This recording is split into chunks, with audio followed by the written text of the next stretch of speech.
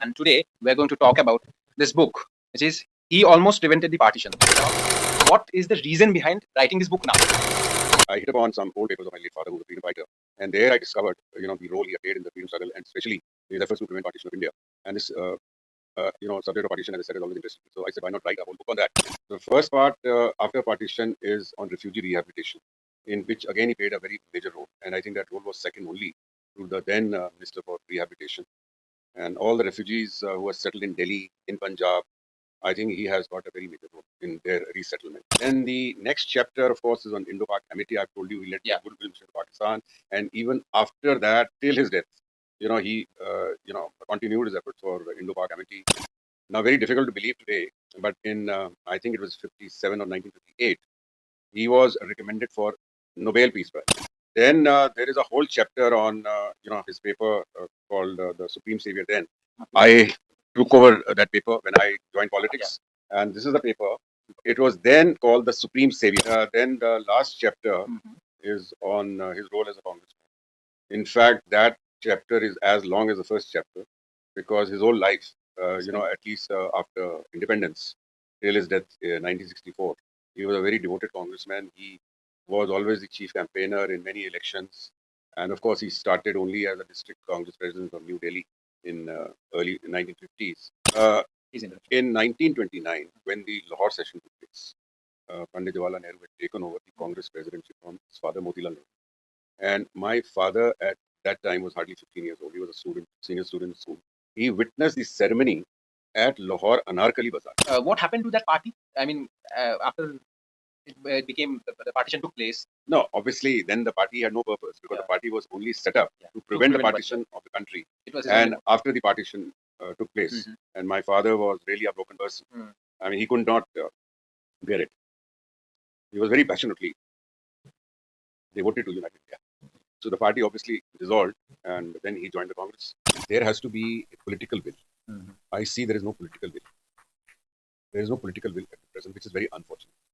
Now, you have to let bygones be bygones. You have to forget about the past and move ahead. That, unfortunately, is not happening. India is a much bigger country. India is a much stronger country. India has to be more generous. India has to be more liberal.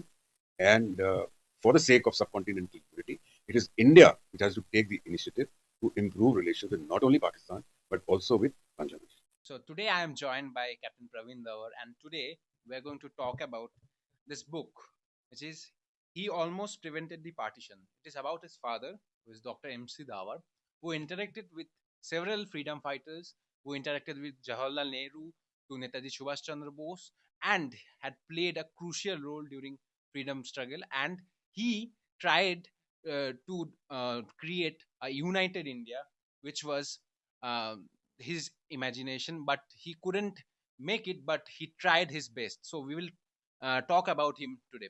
So welcome, sir. uh, Thanks a lot for giving me this interview. So sir, my first question will be that you have written this book. What is the reason behind writing this book now? See, this subject of partition has always interested me. In fact, I started writing long ago. Initially, I was writing, and even now I'm writing for the Congress Sandesh magazine. Regularly, I'm writing every month. Then my articles started appearing in the national newspapers, and by that time, I had crossed over 100 articles in national newspapers. I thought of writing, collecting them in a book. So my first book was actually based on those 100 odd articles, which were edited to about 75 articles. And we made a book published, 5 years ago. That book was entitled Freedom, Struggle, and Beyond. And it was released in the IIC. Uh, and after that, this COVID started. Then I had more time. So going through records of my family, rearranging the papers, I hit upon some old papers of my late father, who was a freedom fighter. And there I discovered, the role he had played in the freedom struggle, and especially his efforts to prevent partition of India. And this, subject of partition, as I said, has always interested me. So I said, why not write a whole book on that? not only on the partition, but also his contribution in other walks of life, which I have included in the book.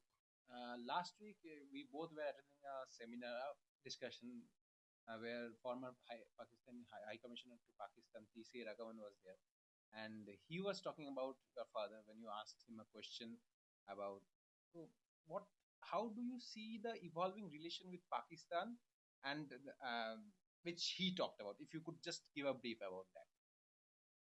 I thought the subject of Pakistan we will cover Yeah. after I have covered partition. But since you have asked me Yeah, this no, I question, just wanted to know yeah, what's your reaction because when he tried, yeah. you know, like when his efforts to And he mentioned prevent, your his efforts to prevent partition did not materialize. Then he started concentrating on promotion of Indo-Pak amity, and he played a very big role in promotion of Indo-Pak amity. And in fact, in 1955, he was hardly 40 years old when he led a goodwill mission to Pakistan. And the mission was so successful that editorials were written in the Pakistan Times, in Lahore Times, in Karachi Times on his visit. It was that popular. So now we will go into the book again. Sorry for no, even that is part of no, the but book. I jumped right out. right. But and so now, if you could tell us about the structure of book, the sixth chapter, if you could give us a brief about that parts. Yeah. Actually, including the first part, which is on partition, his efforts to prevent partition, there are 6 other parts. So total 7 other parts are there. The first part after partition is on refugee rehabilitation, in which again he played a very major role. And I think that role was second only to the then Minister for Rehabilitation. And all the refugees who are settled in Delhi, in Punjab, I think he has got a very major role in their resettlement. Okay. And then before that, he also, and that was during the freedom struggle, he made efforts to recognize, have homeopathy recognized by the government of India. He had a bill passed way back in 1937 when he was only 24. He had a bill passed in the Constituent Assembly. You know, imagine he was only 24 years old. And he had to catch hold of some members of the Constituent Assembly who will go by his advice and pass the bill. So it happened after very frantic efforts. He managed to do that. Then the next chapter, of course, is on Indo-Pak amity. I've told you he led the goodwill mission to Pakistan, and even after that, till his death, he continued his efforts for Indo-Pak amity. Zulfikar Ali Bhutto, when he was a foreign minister during Pandit Nehru's time, he visited. So Dr. Davar met him during that time. He proposed a confederation between India and Pakistan. And later on, when Bangladesh was formed, he included Bangladesh also into this concept of confederation. So he called it India, Pakistan, Bangladesh Confederation. Okay. And even Pandit Nehru, way back in the mid-50s, he appreciated this idea of India-Pak Federation. And then another chapter is on his efforts to promote peace. Now, very difficult to believe today, but in, I think it was 57 or 1958, he was recommended for Nobel Peace Prize. My goodness. Now, this I did not know till I, wrote this book, found it in his documents. So you didn't know about I mean, we didn't know about it. See, I was in the army. No, I was 8 years old. Is he going to tell his child that? Okay, yeah. So, those times were also different, right? And so we did not know. And I was only 8 years old, I told you, right? So we didn't know till I found in the records. And when you were writing this book? When I was writing this book. And suddenly, about a decade ago, there was an article in Times of India, which produced something which had appeared in a German newspaper about the Indians who were recommended for Nobel Peace Prize, but they never got it. And I just want to show you this cover, which probably, the viewers also will be interested. There was this, here it is. So you can show it to the viewers. Wow, my goodness. Okay. So in this cover, you have Mahatma Gandhi, Jawaharlal Nehru, Acharya Vinoba Bhave, Dr. Very, very eminent man. My father was nowhere near them, but yet he was recommended, so that itself was a big thing. So this was the So overall this is one brief. more chapter. Hmm. Then there is a whole chapter on his paper called The Supreme Savior. Then Okay. I took over that paper when I joined politics, and this is the paper. It was then called The Supreme Savior. Then I changed the name about a decade ago. Not many people Why did you like my change. I changed the name only for one reason. There was too much assault on secularism, on the Okay. concept of secularism. People started ridiculing secularism. So I took it as a challenge. And even now I feel uh, that secularism is the holiest word in the constitution. Unless India remains secular, India will not be able to survive. As late Prime Minister Rajiv Gandhi said, India can only survive as a secular country. And India, which is not secular, does not deserve to survive. So this is what I staunchly believe in. Then your And then the last chapter Mhm. is on his role as a congressman. In fact, that chapter is as long as the first chapter because his whole life, at least after independence, till his death in 1964, he was a very devoted congressman. He was always the chief campaigner in many elections. And of course, he started only as a district Congress president of New Delhi in early 1950s. And then there were many opportunities which came in the way, but did not materialize. And there is one incident, and given that in 1962, which was the last election under Pandit Jawaharlal Nehru, he was recommended by the Punjab Congress Committee for Congress candidate from Karnal as the number one candidate, number two, number three. They did not recommend anybody except Dr. MC Davar as number one, two, three. But what happened was that suddenly, after he filed the nomination. I got those papers also. He withdrew the nomination, and then whatever the money you deposit, you take it back. So there's a letter to that effect that he had filed the nomination and then he withdrew because Lal Bahadur Shastri, then Home Minister, asked him to withdraw and he wanted his services for the 1962 election of Pandit Jawaharlal Nehru, who was standing for the third time in succession from Phulpur. Pandit Nehru used to win from Phulpur, which is near Allahabad, by a very impressive, very heavy margin.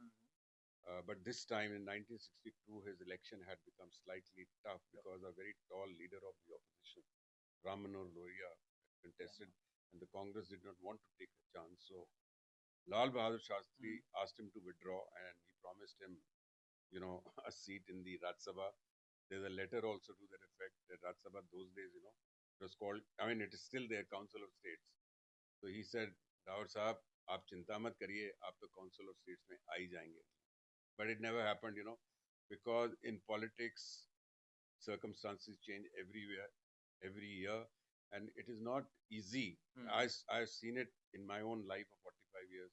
It is not easy for the political leadership to honor, their promises which are given to political workers. It's true even now. Yeah. So your father was a staunch supporter of Jawaharlal Nehru. He worked with him a long time, and your father also met Subhash Chandra Bose, and he went to Bengal, I think, and he spent a huge amount of time there. And your father almost helped Subhash Chandra Basu to think about the Hindu Muslim secular or the Hindu Muslim unity. So if you could tell us about See, his introduction. in 1929, when the Lahore session took place, Pandit Jawaharlal Nehru had taken over the Congress presidency from his father Motilal Nehru. And my father at that time was hardly 15 years old. He was a student, senior student in school. He witnessed the ceremony at Lahore Anarkali Bazaar. I'm sorry. I get a little emotional. Motilal Nehru handing over the presidentship to Jawaharlal Nehru. So it was a very touching moment. And he was a young boy. He got very highly impressed and he thought of joining the Congress, which he did later. And of course, when he went to Calcutta for his homeopathic studies, he somehow, got in touch with the revolutionaries also. So he joined the revolutionaries also for some time. Uh, but in 1931, what happened was, while he was pursuing his homeopathic studies, Pandit Jawaharlal Nehru visited Calcutta. And at the railway station, at the Howrah railway station itself, there was a crowd of 5 to 6 lakhs at the railway station itself. And after that, Panditji was supposed to address two meetings in Calcutta, where the crowd must have been 15 to 20 lakhs each in both the places. Now, when Panditji's train arrived in Calcutta, it was very difficult for him to come out of the train. My father was the captain of the Sevadal of the homeopathic college. He was there with his volunteers, and probably they were all carrying canes and all that. And the police was also there. So my father told everybody that there is no other way to disperse the crowd, but you have to do lathi charge. So lathi charge was done, and then only the crowd cleared out from the platform, and Nehruji came out. And the moment he came out, he patted him on his back. Well done, young boy. Who are you? Okay, Yeah. that's how. Yeah. So that was his first meeting, but that was the first time he met him. But after that, the opportunity came much later, which I'll come to later if you ask me. Then he was pursuing his homeopathic studies, and after he had finished his homeopathic studies, got this bill recognized by the British government in 1937. The bill was passed. It was in 1938. By the time Subhash Chandra Bose has taken over as the Congress president from Pandit Jawaharlal Nehru, who was the president twice earlier, and earlier in, because Pandit Nehru had already been the president of the INC for 3 years. So now Gandhiji thought that it is a turn of Subhash Chandra Bose. So Subhash Chandra Bose became the president in 1938 for the first time, and again, when he fought against Gandhiji's candidate, 1939 he was re-elected. So it was in 1938 Subhash Chandra Bose was visiting Dalhousie, and my father was there. We were seeing a patient, some Sardar Joginder Singh, who was probably minister or speaker in Punjab, who was also his patient. So there he met Netaji. Netaji had, now, as per the records, this was my father's third or fourth meeting, but I don't have the records of his earlier meetings. But this meeting at Dalhousie is recorded, and there Netaji asked him point blank, "Young man, you are doing a good job, but now I think you are giving too much time to your homeopathy. Then you should leave your homeopathic practice. You concentrate on Hindu-Muslim unity, because that is the gravest problem today." So it was Netaji who inspired him to work for Hindu-Muslim unity, and he told him, whatever we do comes to a nod, because the Muslim League opposes everything we do. So you work for Hindu-Muslim unity. And getting inspired by Netaji, then he started working towards Hindu-Muslim unity, and in particular, bridging the gap between Congress and Muslim League. Now coming on to Muhammad Ali Jinnah. So your father interacted with him also, and there he almost agreed with the idea of a united India. But what prevented him then next? What changed his mind? My father never had any interaction directly with Muhammad Ali Jinnah. He was dealing with him through the prominent Muslim League leaders. Not directly with, not with, because a lot of senior Muslim leaders, like Sir Muhammad Yaqub, who was the chairman of the Legislative Council, the deputy chairman, Sir Sekandar Yat, who was the Prime Minister of Punjab, Fazlul Haq, who was the Prime Minister of Bengal, who moved the Lahore Resolution in 1940. Yeah, that I'll come to. So it was only through the senior leadership of the Muslim League that he was dealing with Mr. Jinnah. And you know, that he presented this formula. Earlier, he formed the United Party of India. Yeah, you mentioned. Yeah, formed the United Party of India, and many of the Muslim League leaders, Congress leaders of Bengal, Punjab, they associated with it. Their names are also given in the book. I do not have to go through all the names. Then the United Party of India came out with a formula 40-40-20, which means 40% will go to it was called a parity formula. 40% share for the Hindus, 40% share for the Muslims, and 20% share for others. The others included Sikhs, Parsis, Christians, and the scheduled castes and scheduled tribes. Okay. That was 20%. So this formula ultimately reached when Lord Wavell became the viceroy. He appreciated this. It's there on record. He appreciated this formula. But at Shimla talks in June, July 1945, which took place, because Muhammad Ali Jinnah wanted all representation to the Muslim League. He says that if the Muslims who are there, they will be all from the Muslim League. I am not going to accept any congressman or any other party, Muslims, in the Viceroy's Executive Council. So, because of Jinnah's this stand against any other Muslim, so this Shimla talks broke down. Okay. Though it went on for almost 10 to 15 days in Shimla. And during those talks, my father was present in June, July 1945.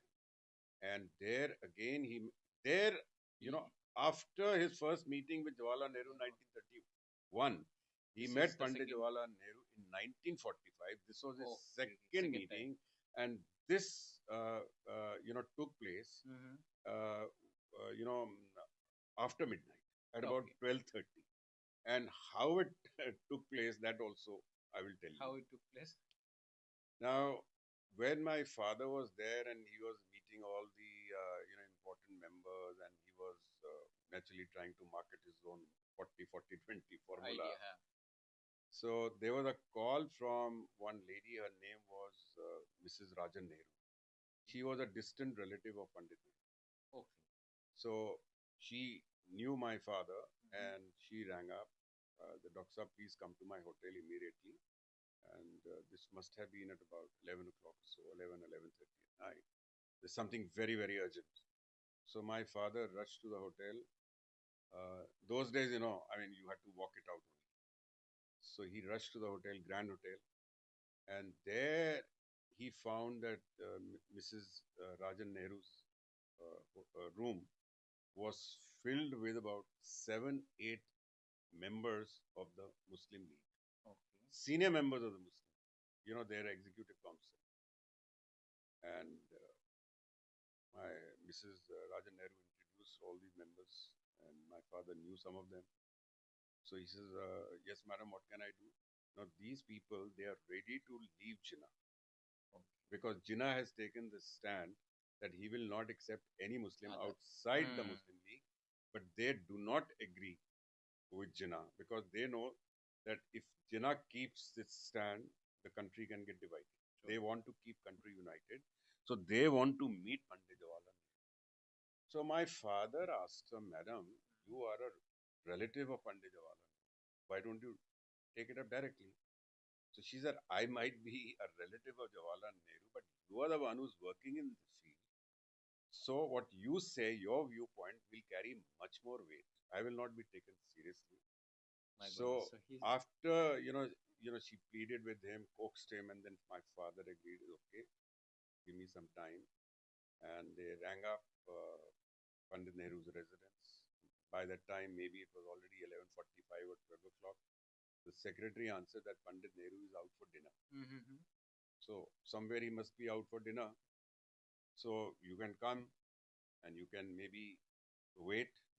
So my father went, and outside his guest house. I mean, imagine in that. No, yeah, June, July could not have been a cold month. So he waited outside the house. And about 12:30,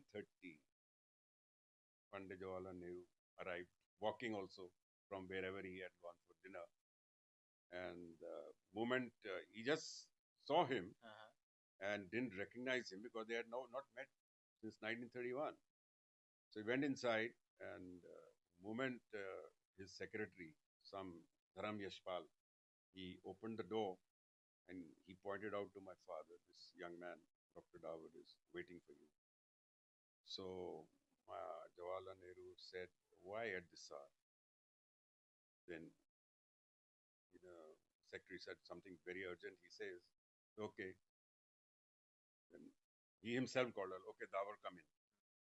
And my father sat with Pandit Jawaharlal Nehru, told him, this is the reason that the Muslim League members are wanting to meet you. He says, but why don't they meet Maulana? It is Maulana who's handling all this. So my father told him point blank, Panditji, they have no faith in the Maulana. They only believe in you. But Panditji was a stickler for protocol. He says, no, nothing doing. This is Maulana's job. I'm not going to interfere in his work. So you please go and, meet Maulana only. I will not be able to do anything in this matter. So my father, however much he tried, Panditji refused to listen. And my father had to leave that place and went back and told Mrs. Rajan Nehru, sorry, I've not been successful. And because he was not successful, the Shimla talks also failed. But before he left Shimla, he wrote a letter to the Viceroy, Bevel, who was staying there, and he gave the reason, for the failure of the talks. And he wanted Bevel to be, a little more rigid in his stand. And my father told him that you have given Mr. Jinnah too long a rope. You should have been rigid, and you should have insisted that why can't a Muslim from outside the Muslim League also be accommodated. So, in fact, that is written in many books that it was Wavell's weak stand which resulted in the failure of Shimla talks. Another reason for the failure of Wavell talks is that Wavell also had in mind that the Congress, had launched the Quit India movement, which was against the empire. So Wavell was not taking kindly to suggestions by the Congress. Right. So, yeah. So he wanted to basically settle scores also. Yet, my father has written in a book that Wavell was one person who wanted to keep India united. Okay. Yeah. Wavell was one person. If he had continued, India would have remained united. But then Winston Churchill wanted to divide India. And Gandhiji also was fed up with Wavell for many reasons. And he wrote to the British Prime Minister that Wavell should be withdrawn. So they were just waiting for this kind of a, this came very handy. And they replaced Wavell with Mountbatten. Now with Mountbatten coming, we come to the climax of the chapter. So this we will not reveal here. Yeah. We will keep it secret. So do you want to keep it secret or do you want to reveal it? No, certainly why not? Because that is the climax. That is the most important part of the book. Okay. Right. Okay. Why shouldn't we reveal it? Okay, then it is there in the book. Okay, then and we should reveal it. Okay, then reveal. And it is the most important part. Then reveal it. Okay. So when Mountbatten came, he had come with a brief that, this is what my father said. He had come with a brief that you have to divide India. And you have to divide India in such a manner that the blame comes on the Congress and the League together. Right? So the blame should not come to the British. You have to do it so tactfully and diplomatically. So when Mountbatten arrived, he realized that besides Mahatma Gandhi, three most important leaders were Muhammad Ali Jinnah, Jawaharlal Nehru, and Sardar Patel. Others were there, but these four leaders mattered. So he started meeting all these leaders one by one. And meanwhile, communal riots had also broken out.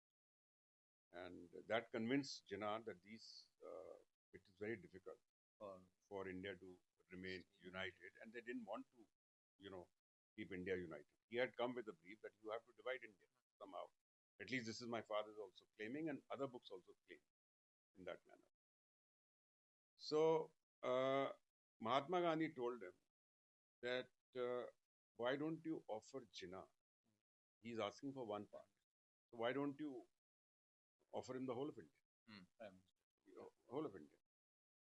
Now, by the time he met Gandhi, Mountbatten had already met Sardar Patel and Pandit Jawaharlal Nehru. Right? Pandit Jawaharlal Nehru was the vice chairman of the executive council. So he was the first leader who met him. Then Sardar Patel. Mahatma Gandhi was in tour. He came back and he had already met Jinnah. So actually, out of these four leaders, Mahatma Gandhi, I think, was the last leader he met. So Mahatma Gandhi said that why don't you give Jinnah the whole of India? Now, Mountbatten listened to him very patiently, but since he had already spoken to the other three leaders, he didn't take this proposal very seriously, and he did not discuss it with either of them for the simple reason because he knew they are not going to accept it. Okay.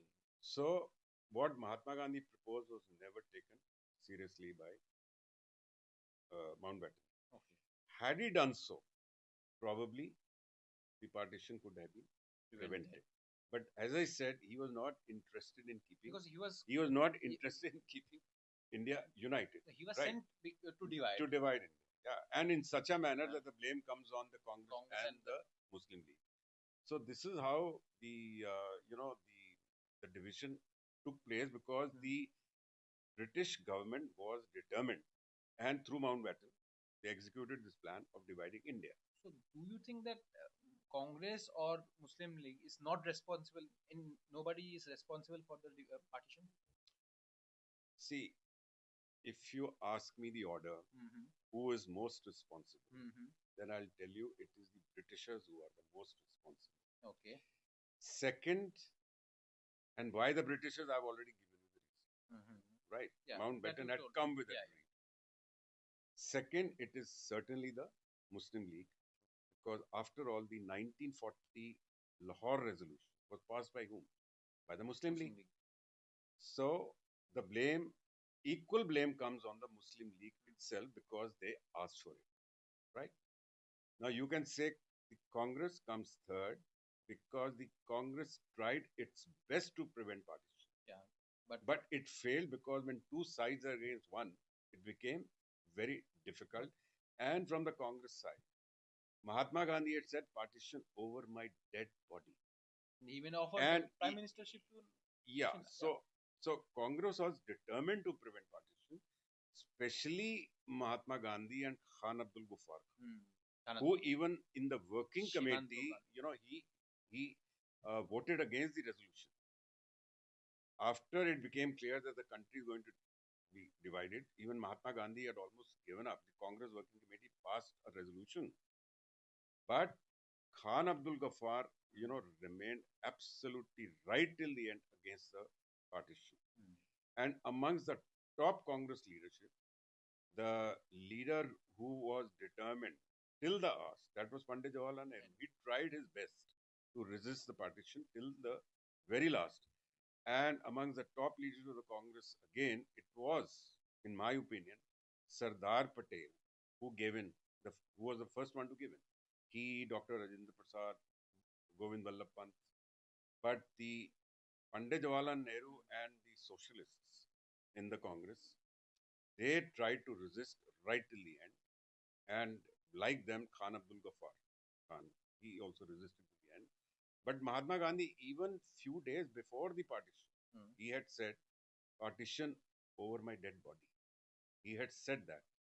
But by the time, the Congress party had passed this resolution, it was ratified by the All India Congress Committee. So it became, despite Mahatma Gandhi not wanting partition, Khan Abdul Ghaffar Khan not wanting partition, even Pandit Jawaharlal Nehru not wanting partition, the partition took place. Now I will shift into a bit softer part, which is the homeopathy part. Okay. How did he get involved in this homeopathy thing in that time? What inspired him suddenly? See, after he did his schooling Uh-huh. in Lahore, he was born in Gujranwala, but he had his higher schooling Exactly where is this in place? Lahore. Gujranwala is adjoining. It's a district adjoining Lahore. Okay, okay. So Lahore, was a very big educational center, and in undivided Punjab, Lahore was the virtually Lahore was the most important city of Punjab and the capital of Punjab, actually, Okay. right? So, and it was a very big cultural and educational center. So everybody used to go to Lahore for higher studies and all. So my father did his higher education there, and somewhere he got motivated to become a doctor, and then something must have motivated him that this homeopathy is a very good branch of medicine. So he decided to go to and Calcutta was the only Yeah. place then. So he decided to go to Calcutta to pursue homeopathy, and he did, exceedingly well there in the college, and this is how. And then he came into contact with the politicians also there, and he was had a initially he was with the revolutionaries also. He was very impressed by Shahid Bhagat Singh, and then for a few years he also involved himself in revolutionary activities in Calcutta with the Bengal Revolutionary Party. He had a comrade called Comrade Leelavati. In fact, they had to, they were actually thrown out from the college for their political activities, but because of their young age, you know, they were, after a little punishment, they were taken back to the college and they were warned not to indulge in political activities. But uh, they continued at least till they passed out, after he finished his studies. And then soon after that, he got involved, Congress activities. So those days, you could do the work of the Congress also and work of the revolution together. Those days Nowadays were we are different. yeah. Like if you have read the Pandit Jawaharlal Nehru's autobiography, you'll find that once in Anand Bhavan, Chandrasekhar Azad was waiting for Pandit Motilal Nehru. Now, what was he doing there? He was a revolutionary, Yeah. and Pandit Motilal Nehru was one of the tallest leaders of the Congress. So, what was he doing in his house? So, obviously, he came to get funded for his revolutionary activities. That is mentioned in Pandit Nehru's autobiography. He's not given the reason, Yeah. but obviously, what a revolutionary Would is doing in the house of somebody who was twice president. As you know, Pandit Motilal Nehru was the president of the Congress in 1919 and again in 1928. So what was Chandrasekhar Azad doing in his house? So he was getting funds. True. So this is It, how. it may be the one of the cause that yeah, most probably Yeah. So a lot of people were backing revolutionary activities also. So this opened up this homeopathy opened up a wide range of connections for him because in your book you have written that the A.K. Fazlul Haq was called him and for his daughter's treatment. Yeah. He was called to Calcutta. Yeah. He asked him to come to Calcutta. He was the prime minister. Yeah, of Bengal, the He was, undivided. yeah. So he called him to Calcutta, and there, when my father administered the homeopathic medicine, she was unconscious for a few days earlier. Suddenly, she regained, consciousness, and naturally, father was very happy with him. But while he was there was a call from Muhammad Ali Jinnah to Fazlul Haq to, to come to Lahore for a meeting. And Fazlul Haq initially said, "Well, my daughter is very sick. I cannot come." So he says, "Don't worry, I'm sending you a plane." So he sent him a plane, and Fazlul Haq went all the way to Lahore, came back, and my father stayed on till his daughter had completely recovered, and ultimately Fazlul Haq, who had by then already moved the Pakistan resolution in Dhaka in 1940. Differences arose between him and Jinnah, and he left the Muslim League, and he became a great supporter of my father, the United Party of India.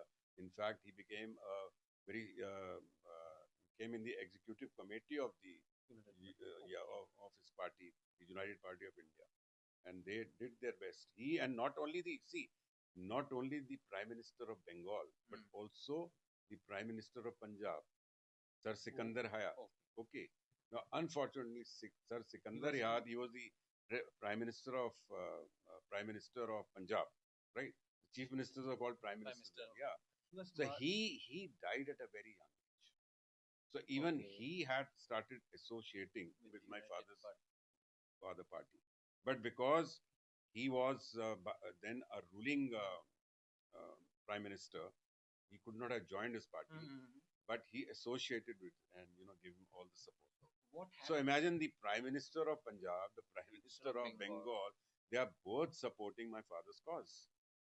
And these two regions are the most affected region Oh, for this. exactly. So, and they are the ones Hmm. which got divided ultimately. What happened to that party? I mean, after it became the partition took place. No, obviously, then the party had no purpose because the party was only set up to prevent the prevent the partition of the country. It was his And only. after the partition took place, and my father was really a broken person. I mean, he could not bear it. He was very passionately devoted to United India. So the party obviously dissolved, and then he joined the Congress, and he became a AICC member. He became the president of the New Delhi Congress Committee because he had a house in Connaught Place. And that those days, the election of the Congress president even at the district level, was as per the proper procedures. People used to really physically they used to vote, and whatever the ground rules were there as per the constitution, they were followed. And there used to be an observer from the All India Congress Committee. And I am told that the observer of my father's election in the district, his election as the president of the New Delhi District Congress, the observer from AICC was no less a person than Firoz Gandhi himself. Right. So now coming to the personal side, um, what was your memories with him? I mean, have we ever he never spoke with you regarding this? I don't think. No, see, one was that I was the youngest. Yeah. I was the youngest in the family, and tendency in every family is that the fathers are normally talking to the elder brothers and very little to the youngest one. And I was at the very young age, I joined the National Defense Academy. Right, I was just 16 plus when I joined the National Defense Academy, and then Indian Military Academy. Then I got commissioned. Had the good fortune of being there during the 1971 war in the Cham sector. Then I got posted as ADC to the governor of Tamil Nadu in 1975. And in 1977, my father died. Oh. So, and when he died, now very difficult for belief, Mrs. Indira Gandhi, then not in power, she was the first Congress leader, come to our house. Okay. In Connaught Place. She was the first one. It came on the news, and there was to be just one channel, only Doordarshan, black and white channel. And she heard over the news and came rushing. I think he was staying in a place called 12 Wellington Crescent, right? You know about that? No, I don't know about 12 Wellington Crescent. 12, now it is called Mother Teresa Marg. Okay. Right. So there, she was staying in number 12 Wellington Crescent. And she must have seen on the television, and immediately she rushed to her house, which was good about 5 kilometers away. And news was at about 8 o'clock or something, by 8:40 or something. Mrs. Indira Gandhi was there, and luckily I was present in the house. Okay. Because my elder brothers, they had gone to the hospital to get his body. So all those memories are there, So have your father did an interaction used to interact with your elder brother. So did they share anything about his the partition story? His any kind of that he shared? Yeah, see what happens is when the elder brothers are there, and I was there. See, I told you the last from when I joined NDA till my father died. I only saw him when I came on Yeah. leave, right? And so many times when I came on leave, he was out campaigning for the Mm. Congress. So one hardly met him, right? So, but I knew that he was always in demand. He was a very good orator, and the Congress was always wanting him to go for elections and all. He spent a lot of time campaigning for the Congress in all parts of the country, and especially in northern India, even in Bengal, because he had his roots in Bengal, his Mm. education and all that. Everywhere, in fact, he was sent for campaigning, and it was just that. Uh, he was concentrating also a lot on writing. Okay. He used to concentrate a lot of time in promoting peace. And that is how, as I said earlier, he was recommended by a few MPs for the Nobel Peace Prize. Mm. So, and then the Indo-Pak Amity, and then finally when Bangladesh got liberated, he added Bangladesh, to his idea of a confederation, and he supported the cause of Bangladesh. That year 1971, he devoted a lot of time for the liberation of Bangladesh and in getting Bangladesh recognized by the government of India. Let's not forget, Bangladesh was recognized First, right? by Mm. no by first, but it happened as late as November, December 1971. My father had taken up the cause soon after March incidents of March happened Okay, that yeah. in Dhaka, right? When the Pakistan army Mm. had moved in and massacred people. So he had taken up Jealousy. the cause right from March, April 1971. So I will end with what we started with, that what is the current condition? How do you see this, and what is the way out? Do you think is there any way out? We can have dialogues or See, there has to be a political will. Mhm. I see there is no political will. There is no political will at the present, which is very unfortunate. Now, you have to let bygones be bygones. You have to forget about the past and move ahead. That, unfortunately, is not happening. India is a much bigger country. India is a much stronger country. India has to be more generous. India has to be more liberal. And for the sake of subcontinental unity, it is India which has to take the initiative to improve relations with not only Pakistan but also with Bangladesh. You cannot have India surrounded by enemies from all sides. So the good for goodwill, India has yes. to take the initiative, and I think it is not difficult at all. Mm, But the political will on part of the government in power, that is lacking, and that is lacking because probably they only think in terms of votes. They should, now start thinking in terms of peace in the subcontinent. Then things will automatically fall in place. Let's rise above our vote bank politics.